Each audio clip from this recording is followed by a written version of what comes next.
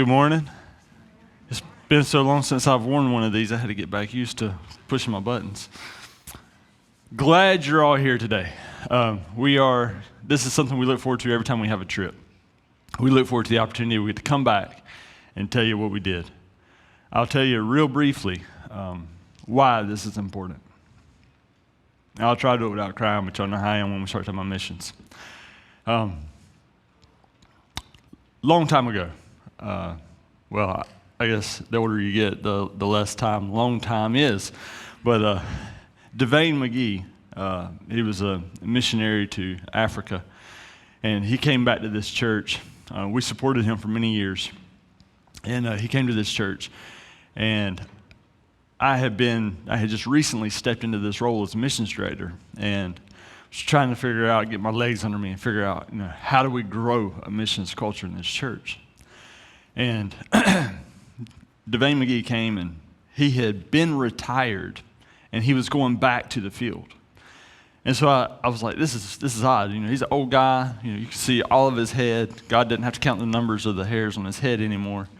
And I thought, he's going back. He's going to a rough place. He's going back. Okay. So anyways, I sat in here and I listened to him speak, and he spoke with such conviction and such fervor.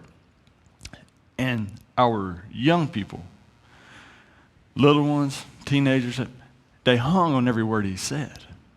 As I was walking across the street after service, the Lord spoke to me because I've been wrestling with the Lord. The question was, how do we do this? Because it felt like we were always trying to push. And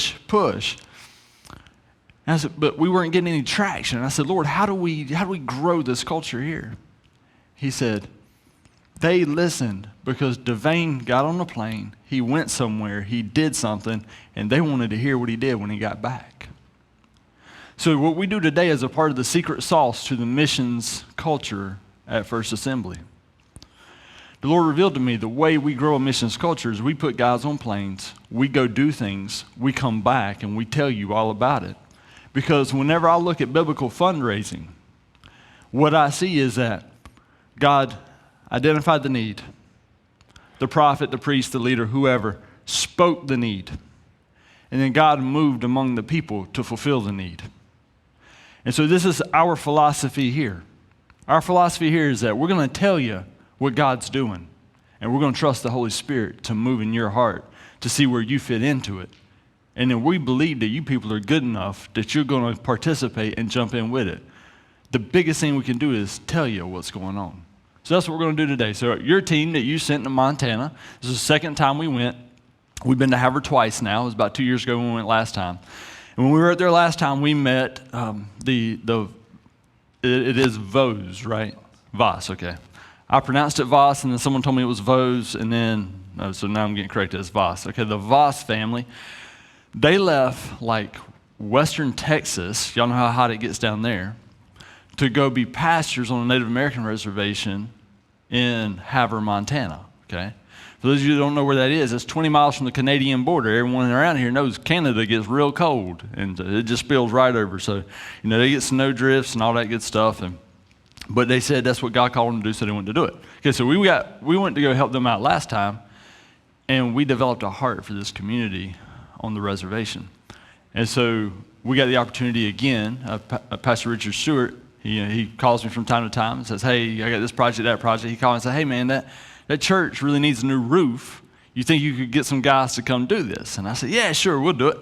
And so we put the team together, and these guys went up. All they were supposed to do is put a roof on a new church. Well, you got guys who just cannot do what they were called to do. They got to do a little extra. So from what I understand, they put a roof on, they did some finished carpentry inside, they changed the front doors of the church, they stabilized the failing ceiling system, the truss system, and did you do anything else? Oh yeah, and they fixed and installed or replaced the lighting in the basement of the church. So we sent them up there to put a roof on it. It's too easy, and they just went above and beyond the call of duty, right? More importantly, what they did was they arrived at a time when these pastors needed a breath of fresh air. And so these guys were able to minister to these pastors and encourage them and build them up. So I don't want to take up too much of their time because I really like for them to get to show you what the Lord laid on their heart. So we're going to show you a quick video. It's going to give you kind of a visual representation of what we did. And then I'm going to turn it over to these guys, and they're going to share what the Lord did through them and with them along this journey of doing this trip. So roll that beautiful bean footage.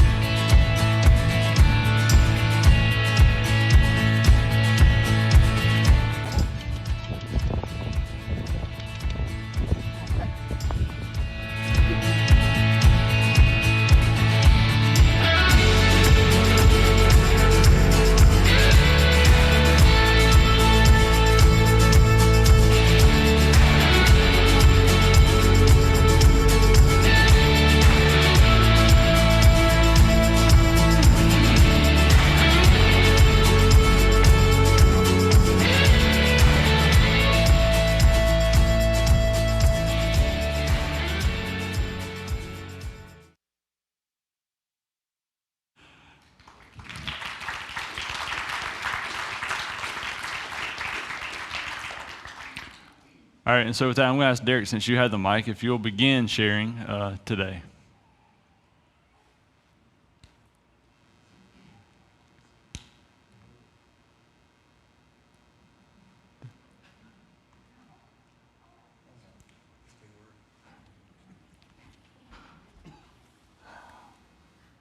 Did that. Should I hold it? There we go. I'd hold it a long time. All right. Well,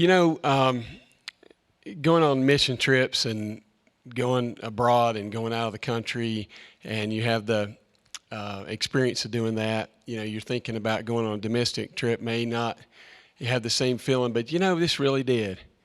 And I obviously went and enjoyed the first time we went to Montana, but we did get to know Michael and Kim, the pastors there at Living Waters, and we saw their heart, we saw their love for the Native American Indians, but also the missionary there, which is just Richard Stewart. He's just passionate about ministering to these Native Americans. And though we got to speak the same language, we still felt like it was almost like a foreign land. It was interesting how the culture and things are so different, and the way they minister is different. And I'm telling you guys, we need to lift up these Native Americans and the people who have a heart for this. Being a pastor, I really felt the burden and the feeling that like what they're doing is, especially with COVID, is so hard and tough to minister to these Native American Indians. The suicide rate, the drug and alcohol is just off the charts. It just goes to show you how socialism will destroy a people, and where they're they're not fulfilled in life, and they're seeking it through drugs and alcohol. And so I just think Michael and Kim, just being meeting them twice, it's just I love them. And then the people that we worked with there, youth pastor there from the Browning Church to Blackfeet Reservation, and we just had a great time working with them. It was just absolutely fulfilling to go on such a trip and be such a part of it. And I appreciate y'all sending us. It was awesome. I went last time and we got to meet some of the more interaction with the Native Americans, at least on my part. This time it was more just with these guys and with Richard and Gordon and Donnie. Gordon and Donnie live kind of in the area. Donnie's in Browning, Richard's over on the west side of the mountains. But these guys just have a heart for the Lord and a heart for the Indians there.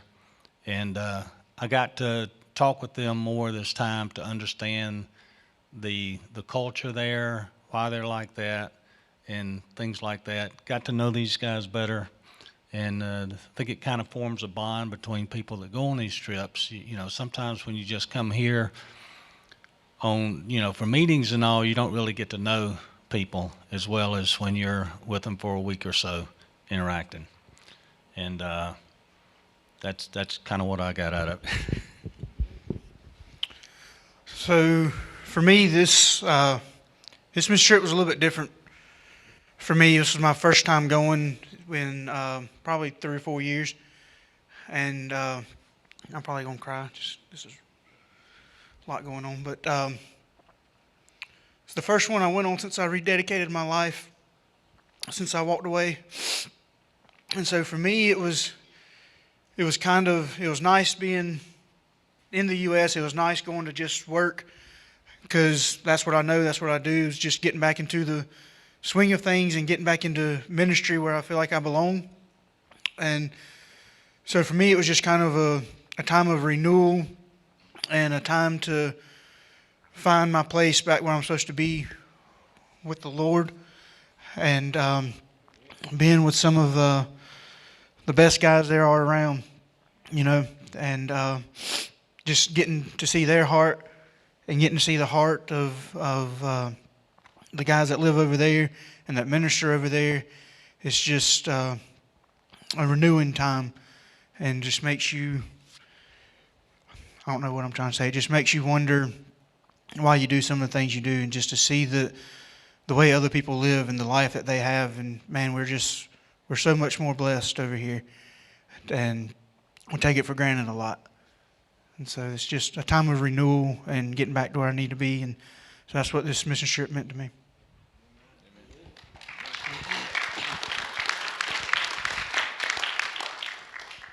This was my first mission trip ever, so I was very nervous and looking forward to going, and feeling all the emotions, especially with having a newborn, and leaving my wife at home with with my kids, and for me, it was a time to just really trust God, and because in my career and at home, everybody trusts me, and I think I get caught up in that a lot of times, and being the one that my guys look up to at work, and I'm responsible for them and keeping them safe, and responsible for my wife and my kids, and so this trip for me was just being uncomfortable and serving God and being up on a roof when it's raining and not, you know, you know, firefighters aren't supposed to be scared of heights, but I'll tell you I am. So being uncomfortable and getting up there because I signed up to go do it, and just trusting God to keep me safe, and just trusting God to take care of my family while I was gone, and take care of my guys while I couldn't be there to look out for them. And for me, that's what really hit me, was just how much I needed to trust God on this trip, and then through doing that, He kind of opened me up to, even though I was missing my kids and everything, Michael and Kim, their kids were there, and they had some kids that they were watching for a little while, and just being able to love on them and kind of fill that gap of missing mine, and it just really touched me a lot. And a funny story, like our first night out after we got to the hotel, we were going to go to Pizza Hut, and they were closed. I guess they don't open Pizza Hut on Mondays there for some reason. But so towards the end of the week, when we were kind of getting done, we had kind of decided that we were going to get Pizza Hut on the last day of work. And some things came up, and we decided that we needed to stay there that day and put some more work in to make sure that their church was safe for them to be in, and work on their roof up in the attic instead of, doing the tent and everything like we had done. And, that was just a reminder to me that, hey, dude, you're here to do what you signed up to do. You're not here to get what you want. And so I had to just wait until I got home to get what I wanted. But yeah, I had an awesome time in fellowship with these guys, and getting to know them all, and getting to spend just some personal time with my father-in-law and with my family friends, Kyle and Sean, and just getting to love them. And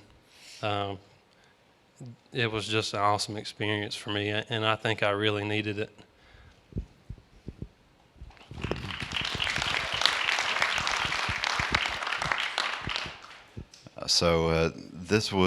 There were a lot of firsts for this particular trip. It was the first mission trip I've taken since I've been married. It's the longest I've been away from my wife since we got married. So there was the newness of dealing with that. And this was the first trip that I have been responsible for the team, from making promises and breaking promises about going to Pizza Hut, standing people up for breakfast and being slapped in the face with a shingle. But no, it was a blessing to be responsible, to make sure that they got from point A to point B safely, to make sure that they got food, even if it wasn't exactly what they wanted. They make sure, yes, they don't get in fights in Arby's. That was not their fault. But Derek mentioned the foreign nature of being on a reservation, and I thought about not including the rain delays in the video, but there's actually a story behind the place that we were that I think is important to understanding the spirit of missions work on a reservation. So the place that we went that day was the Bear Paw Battleground, and it is the place where the Nez Perce Native Americans surrendered to the U.S. cavalry after fleeing over 1,000 miles trying to get to Canada. It was a very depressing side trip, but at the same time, it reminded us that the people that Michael and Kimberly have been called to help are a people that have been misled, have been lied to, have been slaughtered by people that look a lot like them. So it's not just a matter of them reaching out to an unreached people. They're reaching out to an unreached people that I mean, they could not be more different than what you would think of as the ideal. But God is using them in a very special way. And, you know, I got to spend a whole lot more time with Pastor Michael this time than I did on the last trip. And I got to see his heart, and I got to see what drives him. And God has moved him in a very special way, him and his wife, to reach out to the people that are the hardest to reach out to. He draws inspiration from a lot of the missionaries that are over in the Middle East. They have a lot of love for those guys, and they see them sacrificing not just their day-to-day way of life, but their actual lives to share the word and to share the love of God. And in their own way, I mean, it's kind of like Jason mentioned. I mean, they went from West Texas to Havre, Montana, which, I mean, it's beautiful. I ain't going there in the winter. I mean, last time we were up there, we were in September. We left a week before the blizzard started. In September. No. And the week before we got there this year, it was in the 90s. So we think we got crazy weather here. But nah.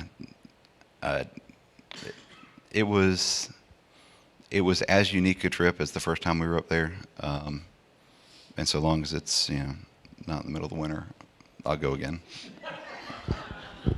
So, here you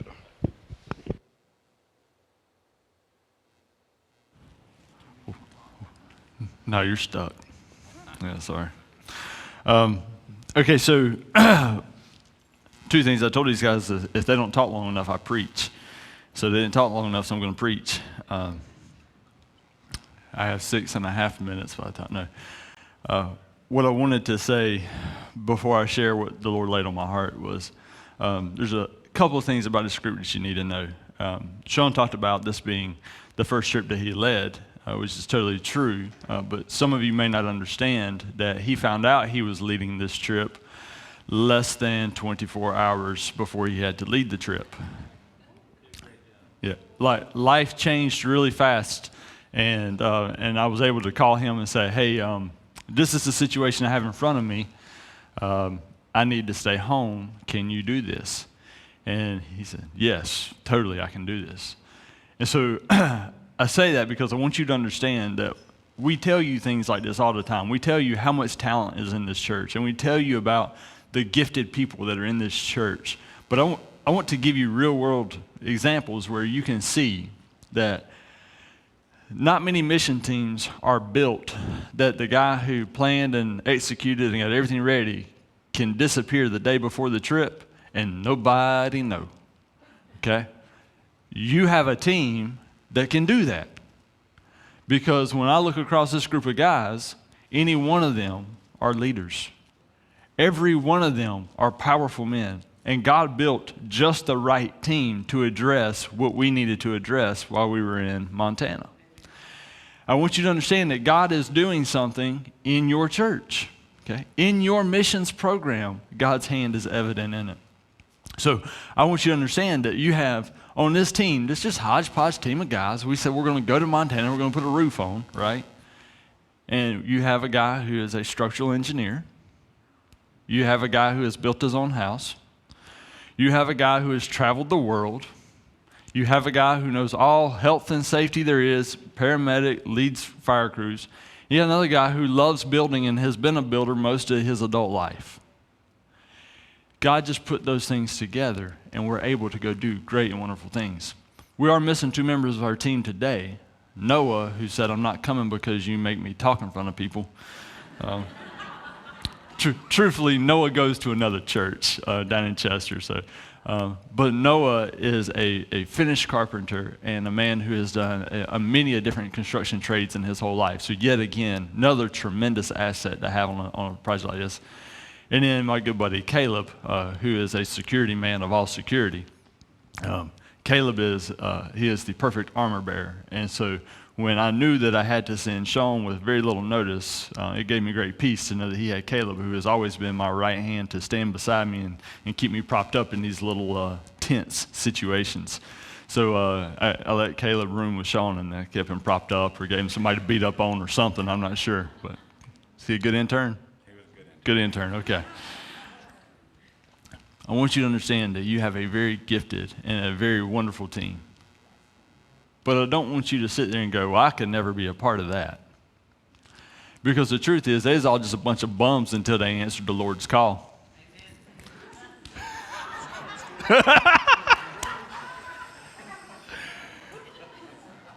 And you too can be a bum until you answer the Lord's call.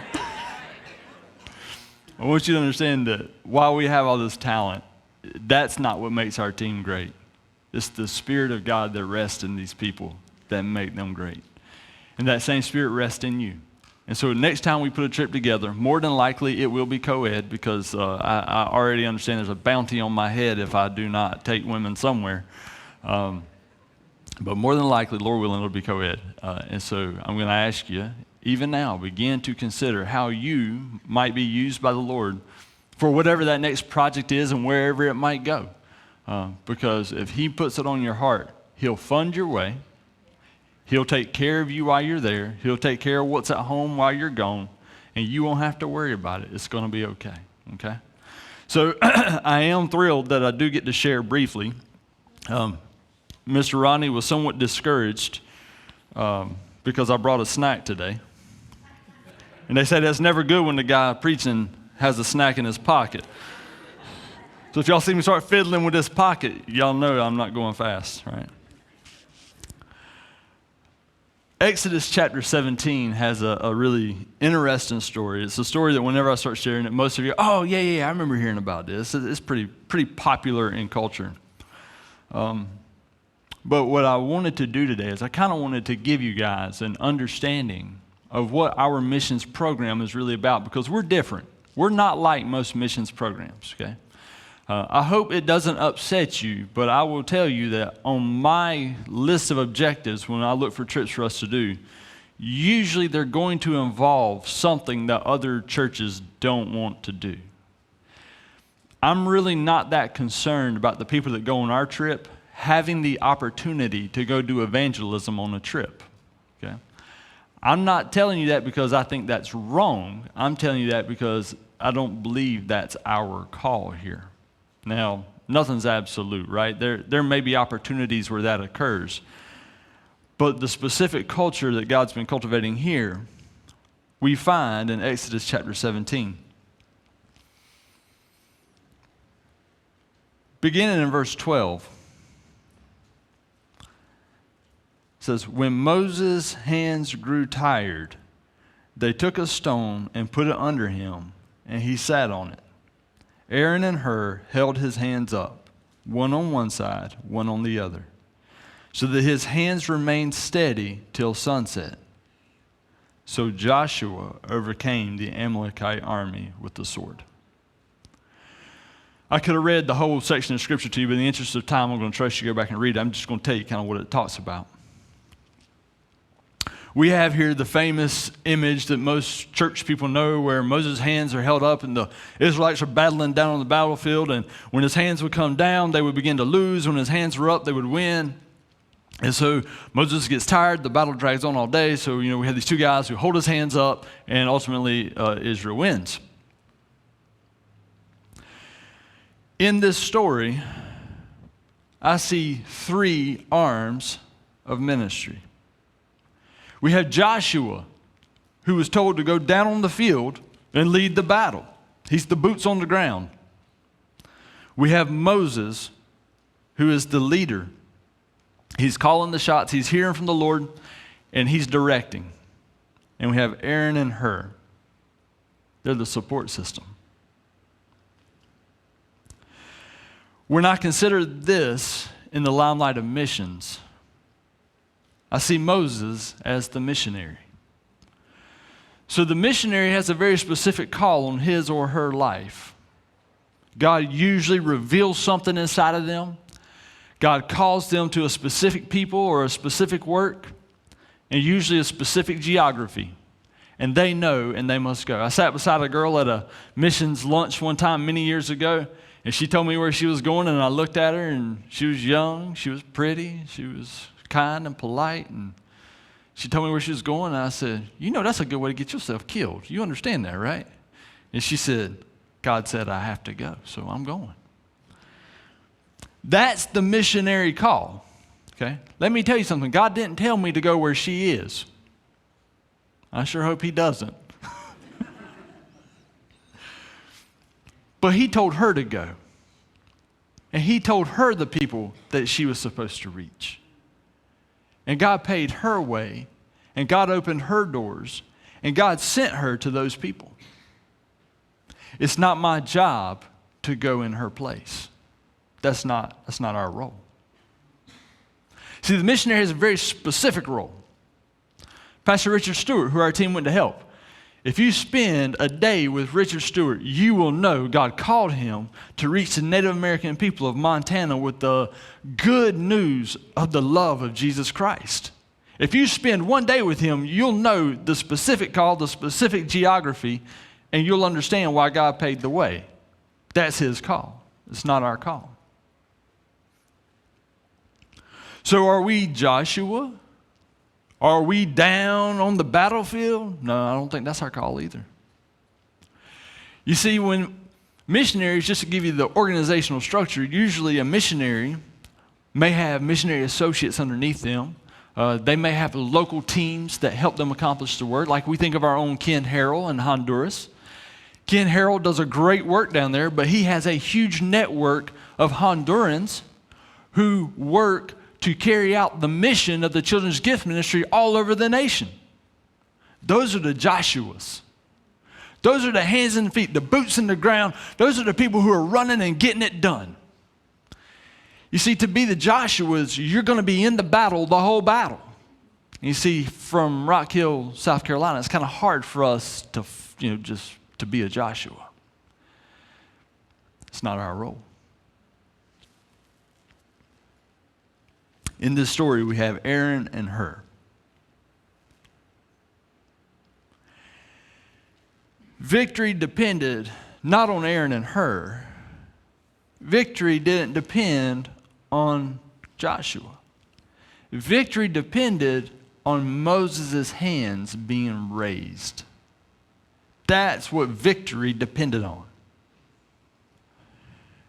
Aaron and Hur observed that. They noticed that. And when they noticed that Moses is at the end of what Moses can do, they said, how can we help him to keep those hands up? They got creative.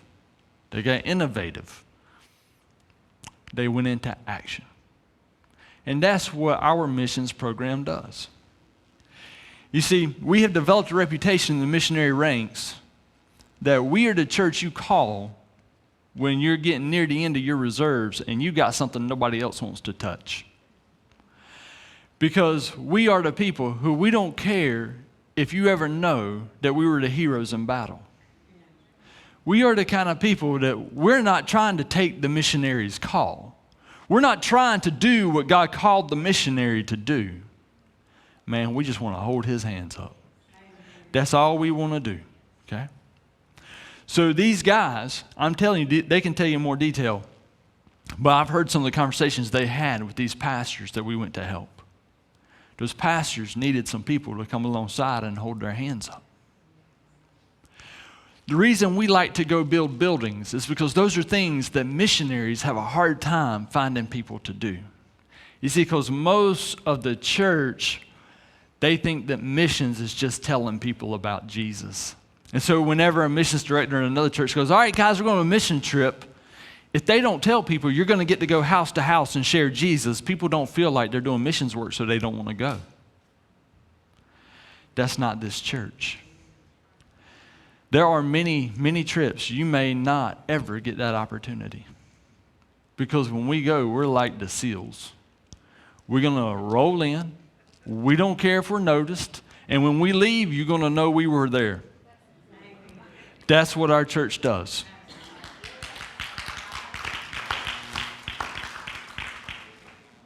So I tell you that to tell you, I want you all to be real proud of the men that you have. Because I think about the missionaries and the pastors that I've talked to after our teams have left. I've talked to them all over the world. I've talked to them, and I'll tell you that the most fun thing for me is being the guy that gets the call that no other missions director will take. Because, we really did send a team to do like some HGTV remodels on a compound in Costa Rica. Let me just tell you, there aren't many missions teams that would feel like they was doing the Lord's work by doing that. But we do, because we get it. Our job is not to do the missionary's job. Our job is to lift their hands up. Because victory depends not on us. Victory doesn't depend on the Joshuas. Victory depends on their hands being up. And it's our job. And God has gifted this church with a whole lot of good people who understand we don't need the credit.